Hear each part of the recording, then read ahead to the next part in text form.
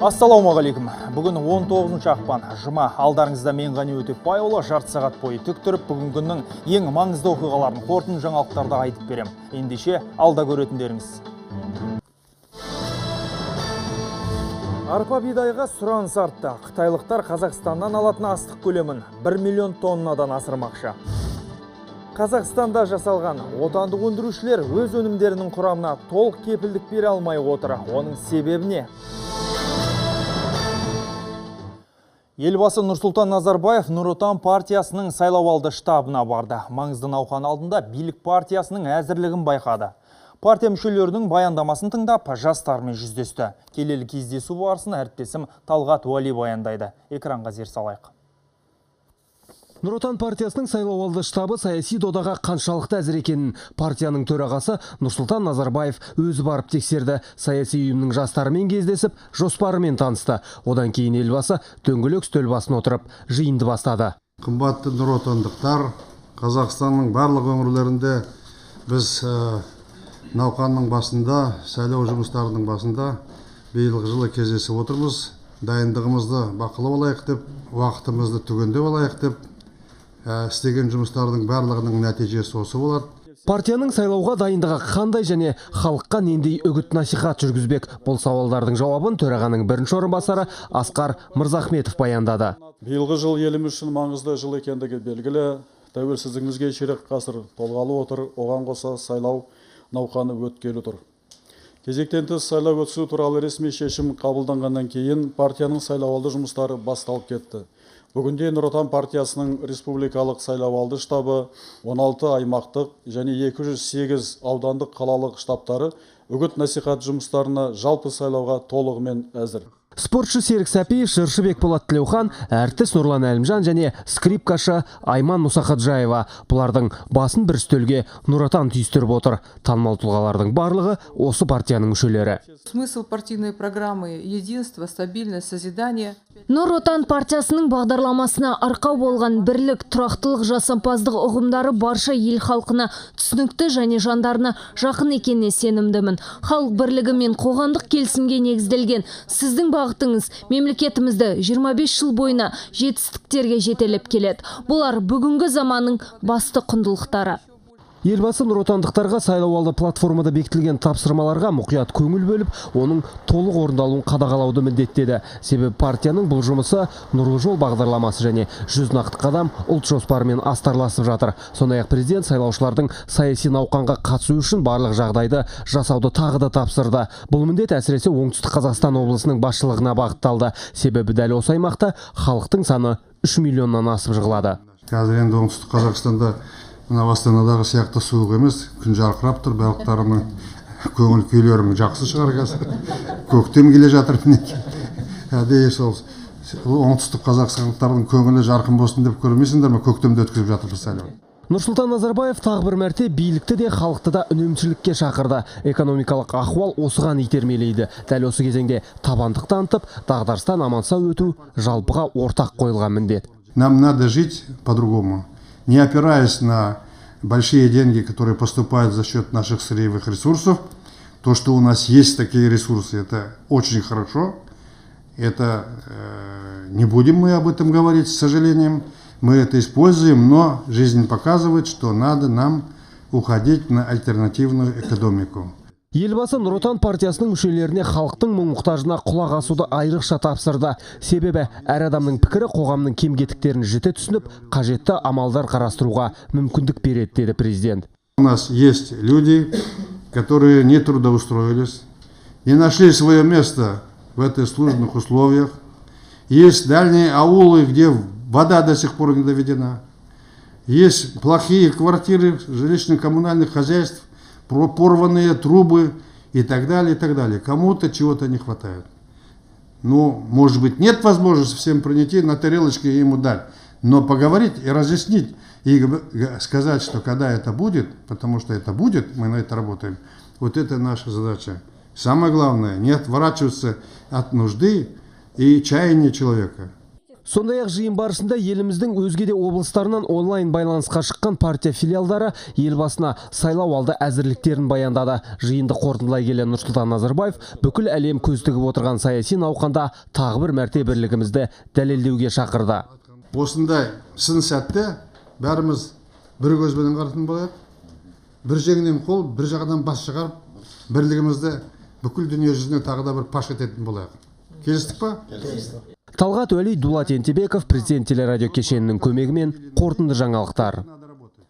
Бүгін орталық сайлау комиссиясында партиялық тізімдерді тіркеу аяқталады. Ертең мәжіліс сайлауы бойынша үгіт жүргізу кезеңі басталып, наурыздың 18-і сағат түнгі 12-ке дейін жалғасады. Орталық сайлау комиссиясының мәліметі бойынша тіркеуден өткен 6 партияның тізімде 234 үміткер бар. Олардың 47-сі парламент мәжілісінің 5-ші шақырылымда депутат болған азаматтар. Кандидаттардың әрбір 5-шісі заңгер, экономист, әрбір 4-шісі инженер. Ең үлкені 52-де, ең жасы 26 жаста.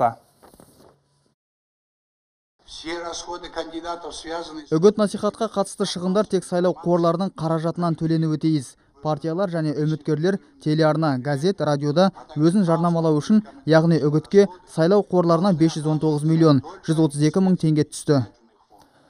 Бас прокуратура парламент мәжілісі мен мәслихат депутаттарының сайлауына байланысты үндеу жариялады. Құзырлы орган сайлау процесіне қатысушылардың назарын бірқатар заң нормаларына аударып отыр.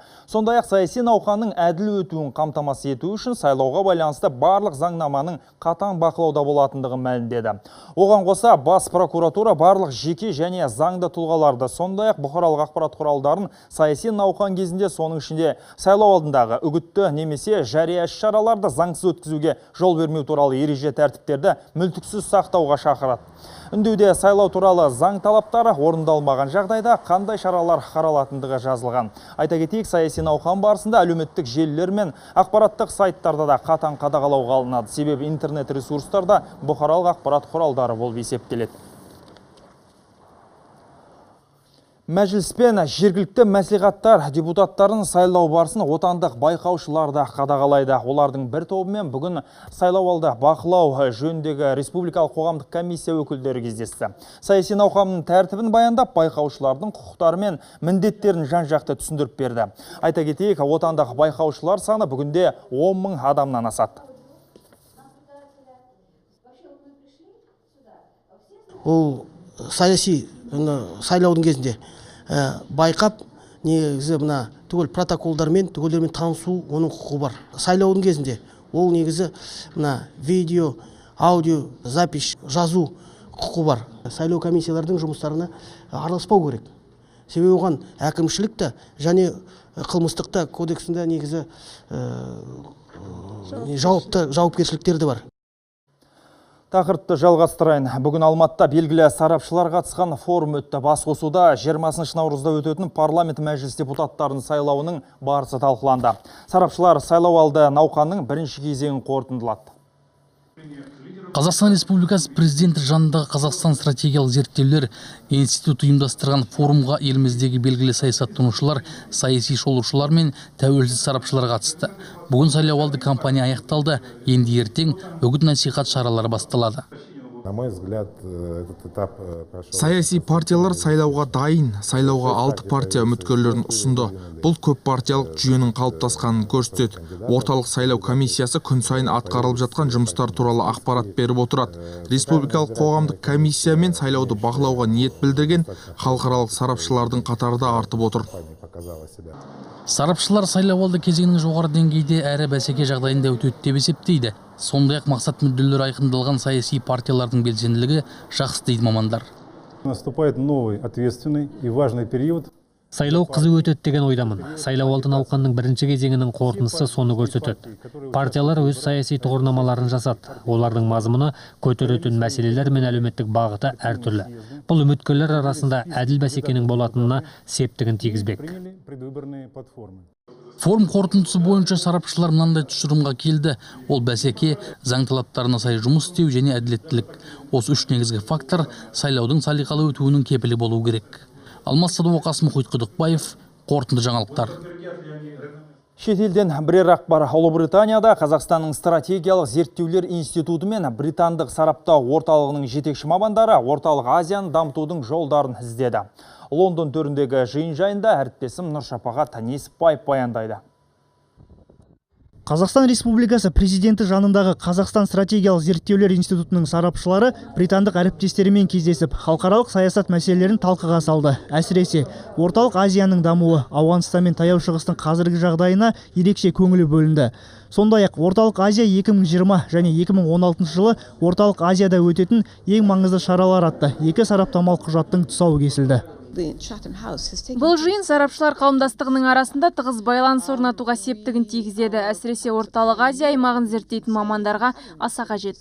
Еліміздің көлік транзиттік мүмкіндіктері жиынға қатысушылардың қызығушылығына ие болды. Британдық сарапшылардың айтуынша, Қазақстан шығыс пен батыстың арасында құрлық аралық көпірге айналып отыр. Ал Нұрлы жол бағдарламасы Қытайдың бір белдеу бір жол бастамасын түйіндеуге негіз бола алады. Қазақстан Еуразия кеңістігінде көлік транзиттік мүмкіндіктері дамытуда маңызды орын алады. Және де бұл елдің жүзеге асырып жатқан инфрақұрылым жобалар аймақта экономиканың еңсесін тіктеуге мықты күш болады. Лондон төрінде 2017-2018 жылдары Қазақстанның Біріккен Ұлттар ұйымының қауіпсіздік қызметіне мүшелігі де әңгімеге арқау болды. Британдық мамандар еліміздің халықаралық аренадағы тұрақтылық пен қауіпсіздіктің нығаюына қосқан үлесін атап өтті. Кездесу соңында тараптар екі жақты ынтымақтастықты дамытуға уағдаласты. Нұршапағат Несіпбаев, Фариза Шәмші, қорытынды жаңалықтар, Ұлыбританиядан.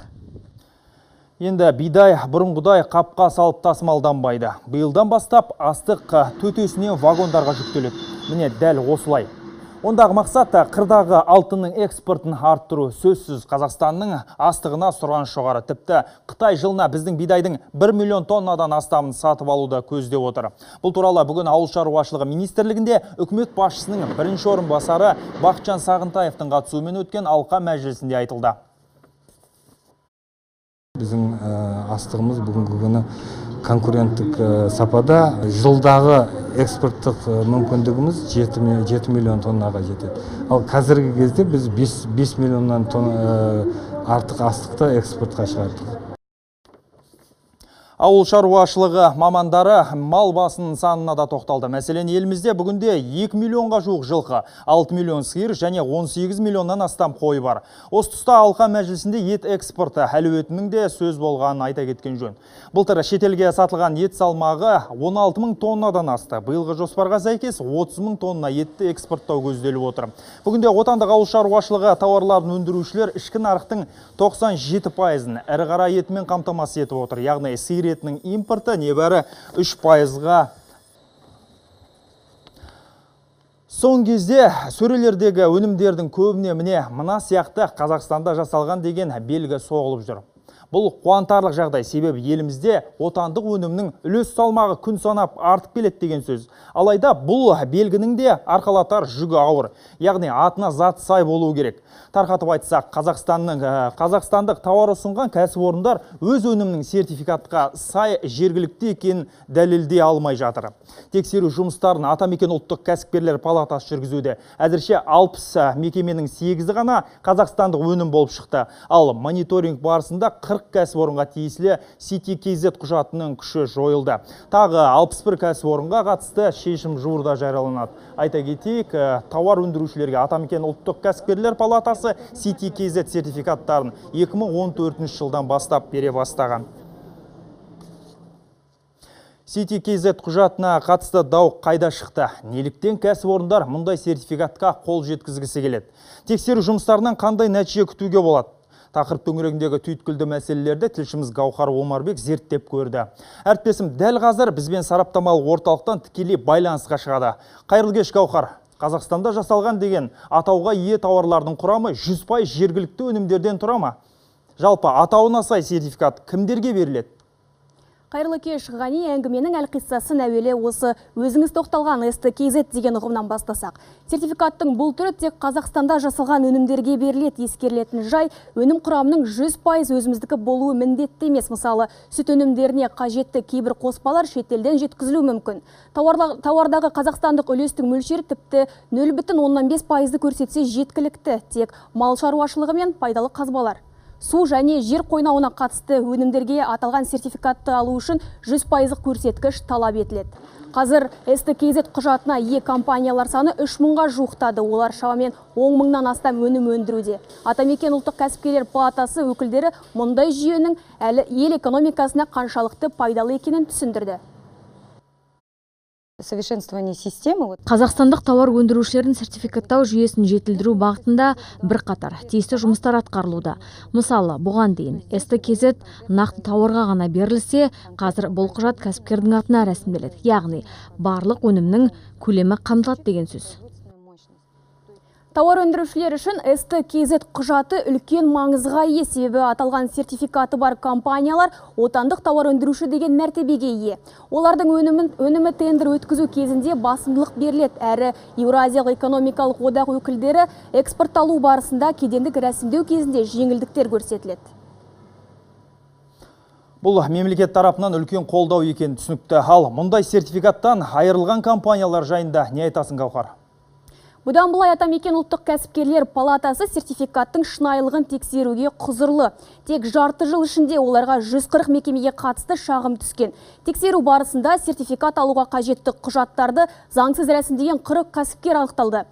Қазір жалған құжат жасаған бұл мекемелердің тізімі құқық қорғау органдарына берілді. Оларға қандай шара қолданылатыны әзірге белгісіз. Ғани, менде бар ақпарат осы. Рахмет, бізбен тікелей байланысқа шыққан тілшіміз Гауһар Омарбек болатын. Хабарымызды жалғастырамыз. Қазақстандық мазмұнға қатысты тексеруден сүрінбей өткендердің қатарында Шымкенттегі ұңғымалар үшін сорғы шығаратын серіктестікпен елордадағы шұлық көрпе шығаратын фабрика бар. СТКЗ сертификаты кәсіпорын өнімдерінің сыртқы нарықта кедергісіз саудалануына жол ашпақ. Тақырып тілшіміз Гүлмайра Қуатбайқызы тарқатады.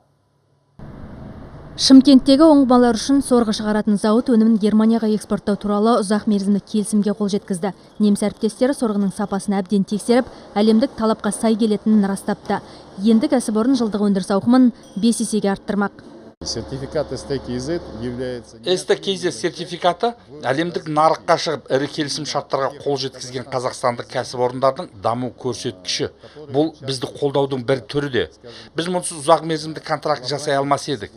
Италияның заманауи қондырғылармен жабдықталған мұнай фабрикада күніне 500-600 жұп шұлық тоқылады. Кәсіпорынның іске қосылғанына 1 жылдан асты. Төл өндірісін ашу Гүлсанаттың бала күнгі арманы екен. Бұған дейін ол шетелден тауар алып келіп, соларды сатумен айналысқан. Біздің дизайнбен Монголияға жасатып кілемдер әкеліп бастадық, көрпелер. Енді соны өзіміз өндіруіміз керек деп сонда шешімге келдік. Шикізатты біз өзімізден Тараздан аламыз. Меринос қойдың жүні мен таза мақта 99% Қазақстан мазмұн. Шұлық фабрикасы СТКЗ құжатына алғашқылардың бірі болып қол жеткізген. Өндіріс орнын іске қосу үшін Гүлсанат Мерқұлова осыдан 3 жыл бұрын бизнестің жол картасы бағдарламасы арқылы 20 миллион теңге көлемінде несие алған. 6 айдан Атамекенге оралып, тоқыма өнеркәсібін ұршықша ерген ол шұлықпен шектелмек емес. Қазақ оюлары компаниясымен бірлесіп көрпе тігуді қолға алған. Нәтижесінде 15 азаматты жұмыспен қамтып отыр.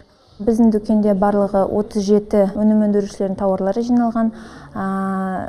Сапасы жағынан шетелден келген тауарлардан еш кем түспейді. Сондықтан болар біздің дүкенге келушілер, сатып алушылар өте көп. Көбінесе шетелде оқитын студент жастарымыз келеді. Жаңағы өз отанын патриот сезініп, біздің дүкеннен тауарларды алуға тырысады. Тек отандық өнім саудаланатын дүкеннің ашылғанына 2 ай болды. Осы уақыт аралығында 3000-нан астам тауар түрі сатылған. Алда уақытта мұндай орталықтарды еліміздің өзге өңірлерінен ашу жоспарланып отыр. Дүкендер әуелі Павлодар және Қарағанды қалаларынан бой көтермек.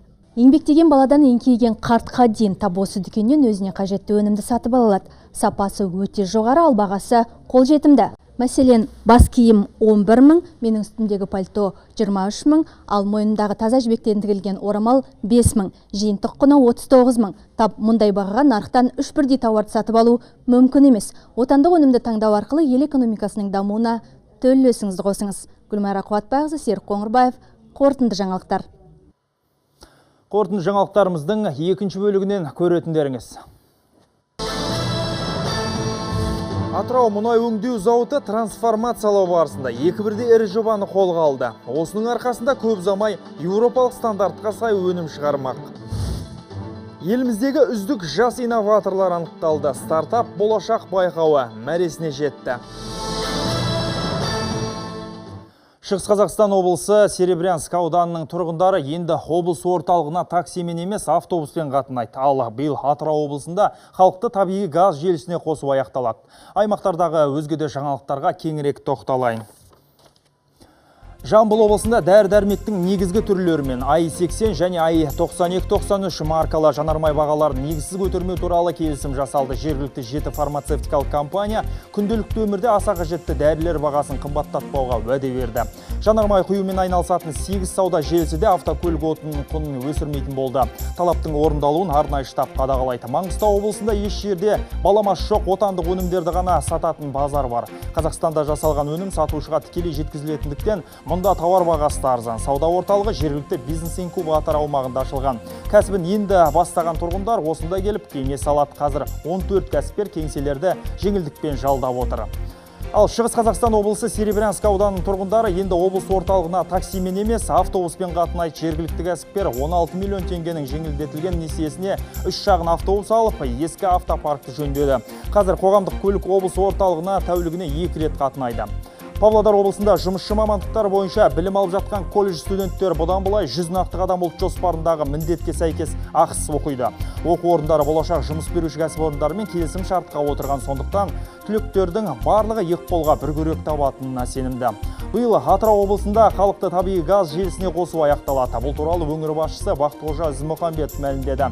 Былтыр өңірлерді дамыту бағдарламасы негізінде Мақат, Құрманғазы аудандарында 15 елді мекен көгілдір отынға қол жеткізген. Жаңалықтарымыз жалғастырайық. Самұрық қазына әл-ауқат қоры тобына кіретін компанияларды өндірісті трансформациялау бағдарламасы кешен түрде қолға алынуда. Бүгін мұнайлы өңірге келген қордың басқарма төрағасы Өмірзақ Шөкеев Атырау мұнай өңдеу зауытында аталған бағдарламаның жүзеге асу барысын көрді. Зауыттың жарақтандыруынан өткізілген нысандарын аралап, жүзеге асырылып жатқан өндірістік стратегиялық жобаларымен танысты. Арыстанбек Кенженің бейнематериалына назар салайық. Трансформациялау компанияны басқаруда өндіріске тиімсіз профильдерді оңтайландыру дегенді білдіреді. Ал Атырау мұнай өңдеу зауыты бұл жаңалықты 2 жылдан бері жүйелі жүргізіп келеді. Атырауский нефтеперерабатывающий завод Атырау мұнай өңдеу зауытында 2400 адамды аутсорсингке шығарып, еңбек өнімділігін 50%-ға арттыруға мүмкіндік туды. Сөйтіп, компания бойынша 9 миллиард теңге үнемделді. Бүгінде зауытта мұнайды тереңдету өңдеу жобасы қарқынды жүруде. Мұнай өңдеу тереңдігі 63-85%-ға жеткен, сапалы өнімге сұраныс жоғары және экологиялық тұрғыдан залалсыз. Осы жоба біткеннен кейін тағы қосымша 12 жаңа технологиялық өндіріс іске қосылады. Сонымен бірге жоғарғы ақтаны бензиннің көлемі де сапасы да Европа стандарттарға сәйкес болады. Мұнайды терең өңдеу жобасы жыл соңында мәреге жетеді. Ол кезде зауыт жылына 1,5 миллион тонна жоғары ақтанды бензин шығарады. Оның сапасы халықаралық Еуро 4, Еуро 5 стандарттарына негізделген. Осылайша Қазақстан жанар-жағармайға деген тәуелділіктен арылады. Арыстанбек Кенже, Темір Сұлтанғазиев, қорытынды жаңалықтар, Атыраудан. Жас кәсіпкерлерге қомақты қолдау. Бүгін орталық коммуникациялар қызметінде стартап болашақ байқауының нәтижелері жарияланды.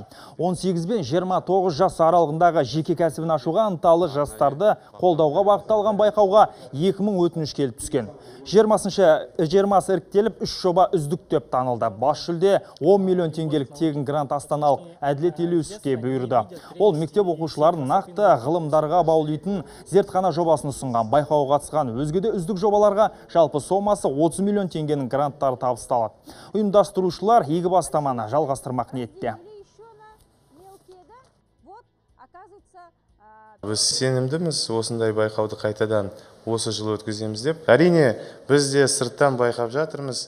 Қандай көмек керек болатын болса, біздің даму қорымыз, Бәйтерек холдингіміз және Болашақ ассоциациясы біздің жеңімпаздарымызға көмек беруге әрқашанда дайынбыз.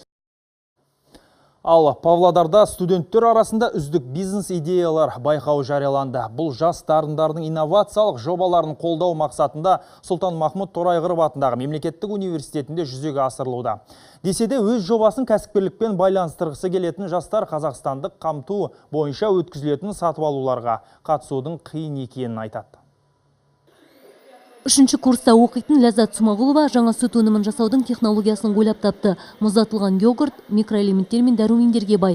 Ол жаңа өнімін зауыт қызметкерлерінің ас мәзіріне қосуды армандайды. Оның айтуынша, мұздатылған йогурт зиян жағдайда еңбек ететін қызметкерлерге аса пайдалы көрінеді. Жобаның ерекшелігі адамдардың денсаулығына пайдасы. Өнімнің құрамында лактобактериялар бар, олар денсаулығына жақсы пайдалы әсер етеді. Бүгінде 20 студент көз жобасы арқылы жекесін ашқан, алайда олар ірі кәсіпорындармен іскерлік байланыс орнатуда қиындықтар бар екенін айтады. Қазақстандық қамтуды дамыту туралы көп айтылады, бірақ алып өндіріс ошақтары біз сияқты шағын кәсіпорындарға назар аудармайды. Біз шығаратын өнімнің сапасы шетелдік тауарлардан кем емес. Керісінше, біз өндіретін станоктар елімізден тыс өңірлерге тасымалданады. Бағасы да қымбат емес. Идея болса ақша табылады дейді оқу орнының басшылығы. Жуырда университетте жаңа байқау жарияланып, бұған 200 студент қатысуға ниет білдіріпті. Осы 200-дің арасынан 100-дей адамдар өздерінің жобаларды жақсы деңгейде көрсетеді. Осы питчтерді біз Павлодар облысындағы инвесторлар мен бизнесмендерді жинап, оларға көрсетеміз. Егер де ұнайтын болса, осы бизнесмендер жобаларды сатып алады. Жоғары оқу орнының түлектері жасаған жобалар алыс-жақын шетелге танылып үлгерген. Тың идеялардың қатарындағы интерактивті модульдердің орны бөлек. Осындай құралдар Қазақстан және Ресейдің көптеген мемлекеттік мекемелерінде орнатылған. Сондай-ақ студенттер жаңа бағдарлама жасау үшін ақш-тан тапсырыс алыпты. Ақмарал Есімханова, Марат Игіліков және Алексей Амельницкий. Қорытынды жаңалықтар Павлодардан. Қостанайлық полиция аға лейтенанты Евгений Лешков еліміздің ең үздік тергеушісі атанды. Қылмысты істерді ашу нәтижесі бойынша ол бәрінен басым түскен. Сондықтан өткен жылды қорытындылаған Ішкі істер министрлігінің республикалық байқауында Евгений Лешков жеңімпаз деп танылды. Қылмыскерлердің хас жауы атанып үлгерген жас тергеушімен тілшіміз Мағауия Қалиев тілдесіп қайтты.